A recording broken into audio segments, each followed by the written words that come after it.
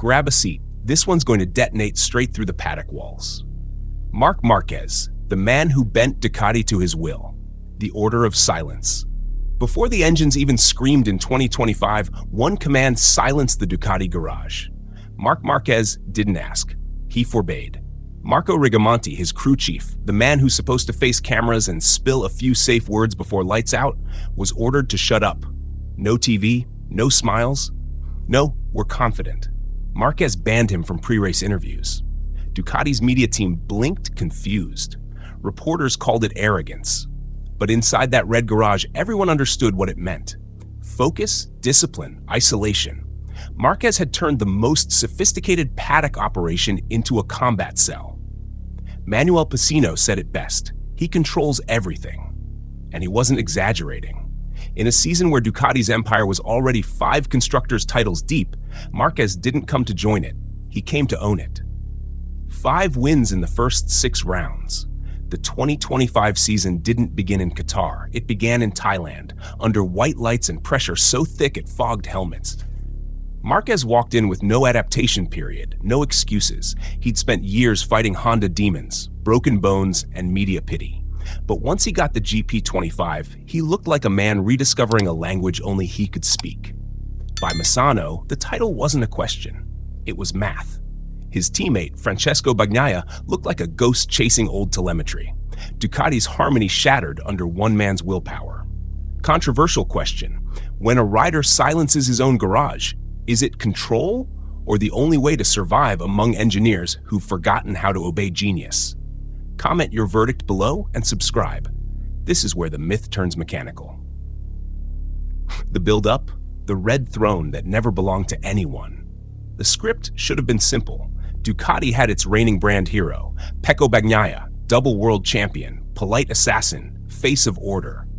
Marquez was the chaos variable, the intruder from Gresini, the 6-time alien who still made engineers twitch when he touched a brake lever.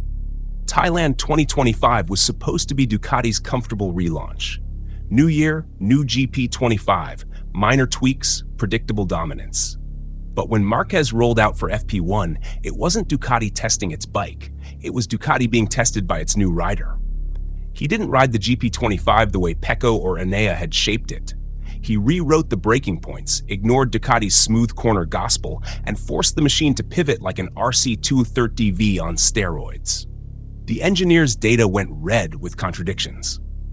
Impossible lines, one of them whispered. Rigamonti smiled quietly.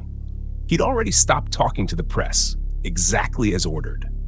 Bagnaia, meanwhile, played the loyal soldier, publicly calm, internally cracking. The tension began not with lap times, but with tone. Marquez was dictating how Ducati should think. After the first weekend, every meeting revolved around his comments. The engineers who once worshipped Pecco's clean feedback were now watching Marc's onboard telemetry like disciples studying scripture. And why not? Marquez was doing the impossible, taking a bike built for precision and bending it into an animal that danced to chaos. From Buriram to Austin, he treated the grid like a rerun of 2014, everyone fighting for second, nobody admitting it. Ducati's upper brass looked thrilled in public, terrified in private. The machine was fast, yes, but it was fast in one man's hands. Inside the factory, whispers spread. This is turning into another Honda situation. A bike too tailored to one genius, too volatile for anyone else. But Ducati didn't care. They were winning, and Marc was giving them the kind of dominance that marketing departments dream about and rivals refuse to watch on replay. Bagnaia, the loyal champion, couldn't find comfort in being runner-up. His old rhythm, warm-up domination, qualifying pole, race tempo, vanished under Marc's shadow. Every debrief felt like a confession. Marquez's feedback sessions turned into psychological warfare, not out of cruelty, but clarity. He wasn't there to coexist, he was there to reset the room. When a champion joins another champion and only one survives, does that make it betrayal or evolution? Drop your answer in the comments. Who do you think really owns Ducati now? The first 6 rounds of terror. Thailand was where the blood trail started. Lights out, Buriram roared, and Marquez made the GP25 look like a personal extension of his nervous system. 5 wins out of 6 by the time the grid reached Mugello, a level of precision that bordered on cruelty. He wasn't just racing, he was humiliating the calendar. The paddock whispered about perfect adaptation. The truth was nastier. Marquez didn't adapt to the Ducati, he forced it to adapt to him. The rear-end slides looked deliberate, the mid-corner corrections surgical. Every race was a replay of the same reality. Bagnaia starting strong, then fading as Marquez tightened the noose. But not every war is clean. Jerez was the one that drew blood. Bagnaia entered desperate to reassert control, Marquez to prove the GP25 could bleed and still bite back. Then chaos. Marquez crashed mid-race, dusted himself off, rejoined, and still clawed back to take 4 points from the wreckage. Pecco couldn't even overtake Fabio Quartararo for 5th, trapped behind Yamaha power he once mocked. The irony burned hotter than the asphalt. Across the paddock, the Gresini garage exploded with joy. Alex Marquez took his first Grand Prix win of the season. The brother rose while the field broke. Le Mans turned the script into theater. Rain, pit stops, and madness. Marquez pitted twice, yet came out of the smoke second behind Johann Zarco. Others gambled on slicks, prayed for grip, and vanished. Marquez's race looked like chaos, but ended like calculation. He extracted a podium from hell. Sachsenring? It was personal. He didn't need revenge. He needed reaffirmation. The corner where he'd once fallen became a monument to his return. By the time the paddock arrived at Mugello, the Ducati pit wall was a split nation. Half believed in Marc's war-style leadership, the other half missed Pecco's calm dictatorship. Marquez ran the race weekends like military operations. No jokes, no distractions, no TV access. He demanded silence, focus, and solitude. Crew members started adopting his habits. Headphones stayed on longer, eyes avoided cameras. Even Bagnaia, tired of being the press scapegoat, told Christian Gabarini to stop doing pre-race interviews. Copycat or survival instinct, nobody knew. By Misano, Marquez's dominance had stopped feeling like competition. It felt like gravity. Every rival rode against inevitability. Even Alex Marquez, the brother, admitted, "It's like watching 2019 again, but meaner." The moment that sealed it wasn't even a win. It was the body language at Misano. Marc standing beside his Ducati like a commander beside a tank. He didn't celebrate. He nodded once, like a soldier counting confirmed targets. Pecco, second again, stared at the timing screen longer than he should have. There was no fight left, only mathematics. Marquez's lead stretched past 175 points. Ducati engineers stopped pretending it was teamwork. It was obedience disguised as structure. When dominance becomes routine, does it still count as sport, or does it turn into submission? Comment your verdict. Subscribe for the post-war debrief. If you zoom into Pecco Bagnaia's face during the Sepang paddock walk, you'll see it. That split second where the smile doesn't reach his eyes.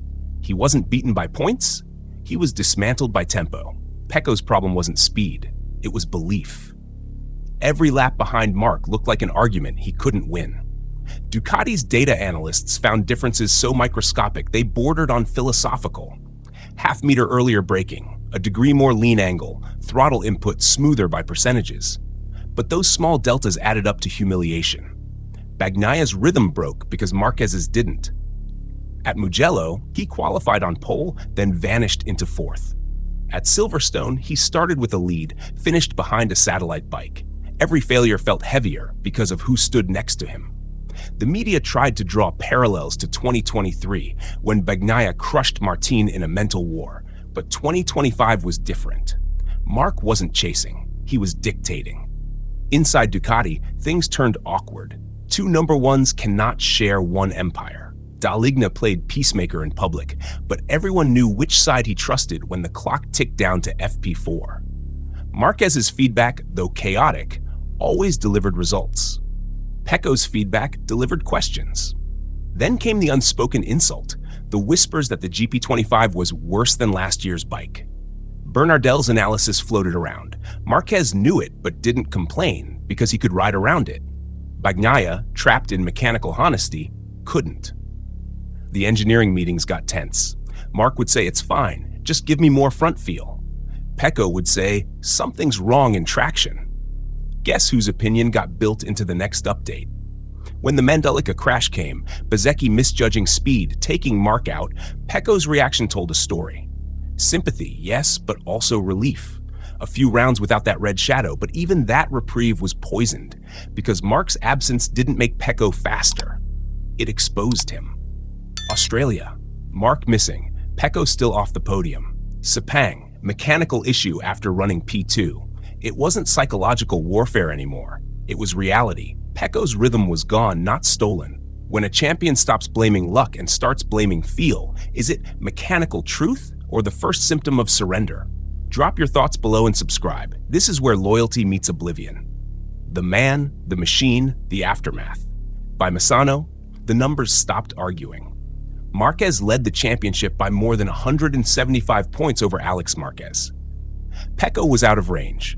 Ducati had its best ever start to a MotoGP season. And still, the air inside the Bologna headquarters was uneasy, because everyone knew this feeling. Honda had felt it once, the euphoria of dominance hiding the seeds of dependency. Marquez had turned the RC213VV into a one-man instrument.